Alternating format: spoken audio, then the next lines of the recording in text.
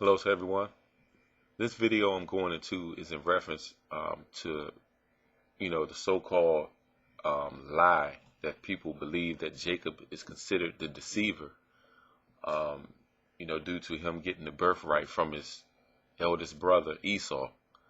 Um, the reason why I'm going into this video is because I'm kind of tired of hearing that rumor. It's not scripture based. But I will say this, that Jacob did lie to his father in reference to him, uh, you know, uh, lying to his father to get the blessing. But there were, it was an actual sacrifice in place that a lot of people looked past and didn't read, or maybe they read it and didn't really understand it. And, I'm going to attempt to, bring forth the understanding of Jacob, the so-called deceiver. He didn't deceive Esau at all. Esau despised his birthright anyway. And I'm going to go into scriptures to show that Esau, um, or Jacob, was already been prophesied for him to get the birthright from the beginning by his mom, Rebecca. Okay. The first scripture I'm going to go to is Genesis chapter 25, and I'm going to start at the 21st verse and read through the 34th verse. Go ahead. You got it. Yeah, Genesis chapter 25, verse 21. And Isaac entreated the Lord for his wife, because she was barren, and the Lord was entreated of him. And Rebekah his wife conceived. And the children struggled together within her, and said, If it be so, why am I thus? And she went to inquire of the Lord. And the Lord said unto her, 2 nations are in thy womb, and 2 manner of people shall be separated from thy bowels. And the one people shall be stronger than the other people, and the elder shall serve the younger. Now you see that? It says the elder shall serve the younger. So this shows that this was prophesied before Jacob even came to his brother Esau in reference to getting the birthright. Go ahead. And when her days to be delivered were fulfilled, behold, there were twins in her womb. And the first came out red, all over like a hairy garment, and they called his name Esau. And after that came his brother out, and his hand took hold of Esau's heel. So that shows right there that the Gentile nations, and I'm not going too far off the topic, but the Gentile nations in the earth today is the ones that came out, that's up in the forerunners of the earth now as the so-called like power of the earth today. And Jacob took the heel of his brother Esau. Shows that the people that don't know who they are on the earth are, the ones that suffering the curse, and we are like at the bottom, and that's what that represents as well. Go ahead. And after that came his brother out, and his hand took hold on Esau's heel, and his name was called Jacob. And Isaac was 80 years old when she bare them. And the boys grew, and Esau was a cunning hunter, a man of the field, and Jacob was a plain man, dwelling in tents. All right. What verse you at? 28. All right, go ahead. And Isaac loved Esau, because he did eat of venison, but Rebekah loved Jacob. And Jacob saw pottage, and Esau came from the field, and he was faint. And Esau said to Jacob, Feed me, I pray thee, with the same red pottage, for I am faint. Therefore was his name called Edom. And Jacob said, Sell me this day thy birthright. And Esau said, Behold, I am at the point to death. And what profit shall this birthright do to me? And Jacob said, Swear to me this day. And he sware unto him, and he sold him his birthright unto Jacob. And he sold his birthright unto Jacob. Then Jacob gave Esau bread of pottage of lentils, and he did eat and drink, and rose up and went his way. Thus Esau despised his birthright. Now you see that? Esau despised the birthright. So he actually disrespected the birthright and the actual heart of Isaac getting the birthright from Abraham. And that's what that shows. And if you read Hebrews chapter 12, verse 16, it says that Esau sold his birthright for a morsel of meat. He didn't care about the birthright. He despised it. It was considered a profane act for him to actually just disrespect the birthright from the beginning. And for those of you that don't know what birthright is, it means that it means to inherit the blessings. And we're going to read into some scriptures so you can understand that as well. Let's go to Genesis chapter 27 verse. We'll start at the first verse and read to 30. Genesis chapter 27 verse 1. And it came to pass that when Isaac was old and his eyes were dim, so that he could not see, he called Esau his eldest son and said unto him, My son. And he said unto him, Behold, here am I. And he said, Behold, I am old, I know not the day of my death. Now therefore take, I pray thee, thy weapons, thy quiver, and thy bow, and go out to the field and take me some venison, and make me savory meat, such as I love, and bring it to me, that I may eat, that my soul may bless thee before I die. Now you see that? He said he will bless thee before he die. And the reason why I'm bringing that out, I wanted to show emphasis on blessing, is because Isaac can't bless anyone. He's using this and showing you that God that blessed him, he's going to bless the seed as well. He's going to bless his son like God blessed Isaac. All right, go ahead. Verse what? Go ahead. And Rebekah heard when Isaac spake to Esau his son, and Esau went to the field to hunt for venison and to bring it. And Rebekah spake unto Jacob her son, saying, Behold, I heard thy father speak unto Esau thy brother, saying, Bring me venison and make me savory meat, that I may eat and bless thee before the Lord before my death. You see that says before the Lord, bless thee before the Lord. So that it show that it's just a blessing and a sacrifice based on Isaac eventually, getting to the point of his death. All right. So he's just going to send the blessings of God to his son. Go ahead. Now therefore, my son, obey my voice according to that which I command thee. Go now to the flock and fetch me from thence 2 good kids of the goats, and I will make them savory meat for thy father. Now right there. Now right there in verse 9. Read verse 9 again. Go now to the flock and fetch me from thence 2 good kids of the goats, and I will make them savory meat for thy father, such as he loveth. And it says 2 good kids of the goats. And I'm going to show you eventually in a few minutes why it says 2 good kids. There's a reason why she asked for 2. All right, because you got to understand that Isaac is one man and can't eat 2 good kids of goats, by himself. Okay, he can only eat part of 1 goat. All right, but it's just not about eating. It's about being blessed. It's about the understanding that when you use certain meats, the tradition of the Hebrew people, we use meats, we sacrifice it to God, and then we eat. Okay, go ahead. Verse 10.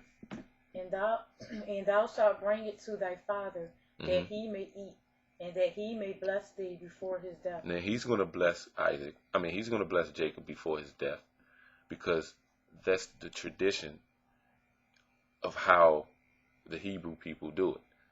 It's all through God, though. All right, go ahead. And Jacob said to Rebekah his mother, Behold, Esau my brother is a hairy man, and I am a smooth man.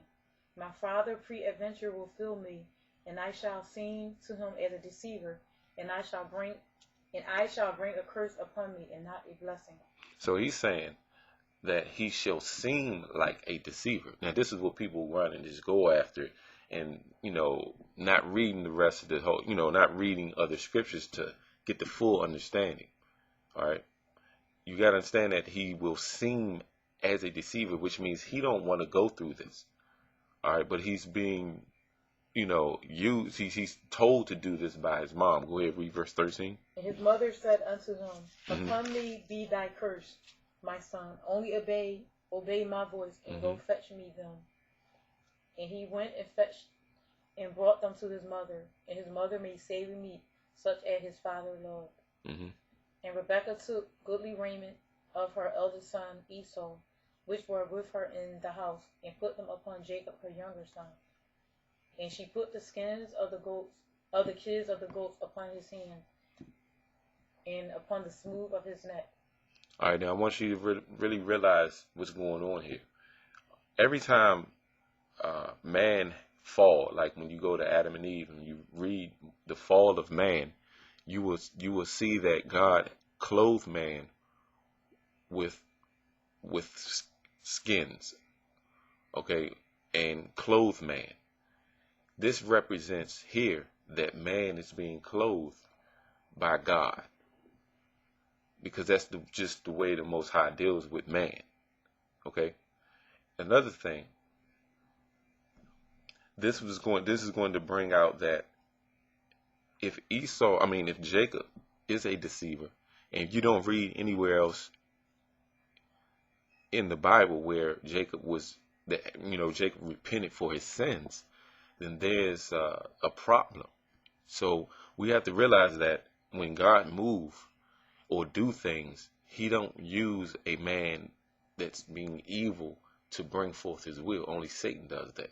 So remember that God is a man. He's an entity of decent. He does things in decent and in order. Okay, go ahead. And she gave the savory meat and the bread, which she prepared, into the hands of her son Jacob. And he came unto his father and said, My father. And he said, Here am I. Who art thou, my son? And Jacob said unto his father, I am Esau, thy firstborn. I have done according as thou badest me. All right, so now that shows that that Jacob just lied to his father. That's a blatant lie, so we understand that. Okay, I just wanted to make that clear. Did Jacob just lie? Yes. Go ahead. Arise, I pray thee, sit and eat of my venison, and thy soul may be blessed. So he's going to bless him, not understanding that it's really, of course, it's really Jacob. Go ahead. And Isaac said unto his son, How is it that thou hast found it so quickly, my son? And he said, Behold, because the Lord thy God brought it to me. Now, some believe that he lied and said, God gave me this. And some believe, well, that was a lie as well. But my question is, and I'll leave this open, if that was a lie too, then where did the venison come from so quick? Where did the venison come from? All right. But I'm just going to leave that open for right now. But we understand that Jacob did lie to his father. Okay. And then we're going to read, and we already read that we understand that even the mother, which was, Isaac's wife, lied as well. Go ahead. And Isaac said unto Jacob, Come near, I pray thee, and I may feel thee, my son, whether thou be my very son Esau or not. And Jacob went near unto Isaac his father, and he felt him, and said, The voice is Jacob's voice, but the hands are the hands of Esau. And he discerned him not, because his hands were hairy, as his brother Esau's hands, so he blessed him. And he said, Art thou my very son Esau? And he said, I am. And he said, Bring it near to me, and I will eat of my son's venison, that my soul may bless thee. And he brought it near to him, and he did eat, and he brought him wine, and he drank. And his father Isaac said unto him, Come near now, and kiss me, my son. And he came near and kissed him, and he smelled the smell of his raiment, and blessed him, and said, See, the smell of my son is as the smell of a field which the Lord hath blessed me, which the Lord hath blessed. So we all see that once you go through this, you can understand that Isaac is being deceived, of course, by his son, the youngest son. All right, now we understand the story. Well, I'm gonna stop right there. I do have the other verses, but I want to stop right there because I was led to, because we see what's going on. The problem is that people are not understanding one point. When you read Genesis 25, let me go to Genesis 25 real quick. Start at the 21st verse. It says, And Isaac entreated the Lord for his wife because she was barren. And the Lord was entreated of him, and Rebekah his wife conceived, and the children struggled together within her. And she said, If it be so, why am I thus? And she went to inquire to the Lord, and the Lord said unto her, 2 nations are in thy womb, and 2 manner of people shall be separated from thy bowels, and the one people shall be stronger than the other people, and the elder shall serve the younger. So that's the reason why those certain events had to happen, because the eldest brother will serve the younger brother. But it seemed like, we have to go back and find out the reason why it seemed like, Jacob deceived his father and deceived his eldest brother. But this had to happen because we already read that Esau didn't even want the birthright from the beginning. He despised it.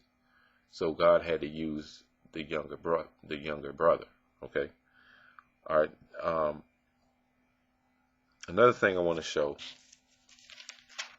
is in Genesis chapter 27, verse 9.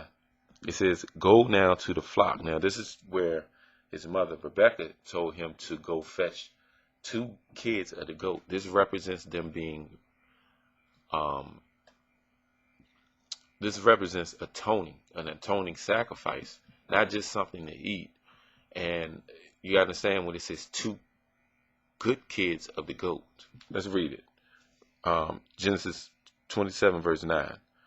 Go now to the flock and fetch me from thence 2 good kids of the goats, and I will make them savory meat for thy father, such as he loves. So now, Jacob lied, right? Okay, we understand that. Everybody know that he disrespected his father, So guess what? The spirit that God put on his mother, she told him to fetch 2. That represents a sacrifice. Goats is the sin of sacrifice. Let's go to Numbers chapter 15, verse 24, to show you that the goat is considered one of the sins for sacrifice. Numbers chapter 15, verse 24.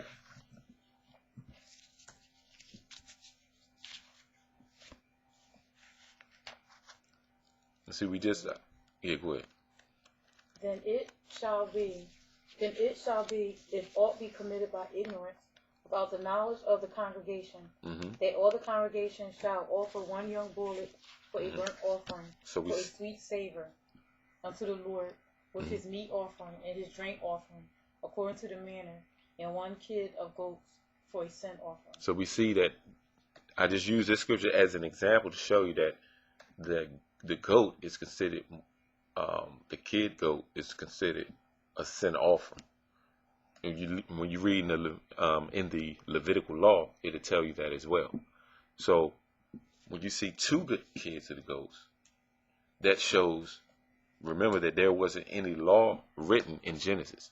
So this is one of the forerunning scriptures to push in momentum the law, how would I put it, to create the template for the law that you read in Leviticus and the law that you read in Exodus, okay, and in Deuteronomy. So when you read these different laws and statutes and commandments, certain things happen based on what happened in Genesis. Like, for instance, when you read in Genesis, when you read in reference to Noah drinking and getting drunk, of course, at that time, Noah didn't know that that wine was going to make him drunk. So what happened was, once he got drunk, God put in the law, thou shalt not get drunk with wine. You can't get drunk, and you can't overdrink, can't overdo.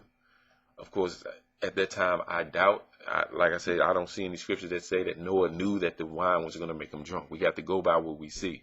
In the book of Jubilees, I read it, I didn't see anything that said that Noah knew that the wine was going to make him drunk. So therefore, he wasn't considered a sinner because he didn't blatantly sin. You're only held accountable for things that you do blatantly. Now, we know that Jacob blatantly lied to his father. So if he lied to his father blatantly, that means an atoning sacrifice, which his mother brought forth as an atoning sacrifice, the 2 kids of the ghost. And I wanted to bring that out just because, a lot of people say, oh, he was a deceiver, he was this, he was that. But let's get past that now. He's not a deceiver anymore because you don't read anywhere else that this happened. Plus, he was pushed by his mom to do it. Okay? She said, let the curse be on her. The curse was on her. She got a goat. Okay? He carried out his mom's lie based on God's fulfilling the prophecy that was given to her when she had the twins in her body. All right? So now, these 2 twins came, one serving the other. Esau don't like his brother now. Matter of fact, let's go to Hebrews chapter 12, verse 16. Let's just get a clear, full understanding of that. I got it right here.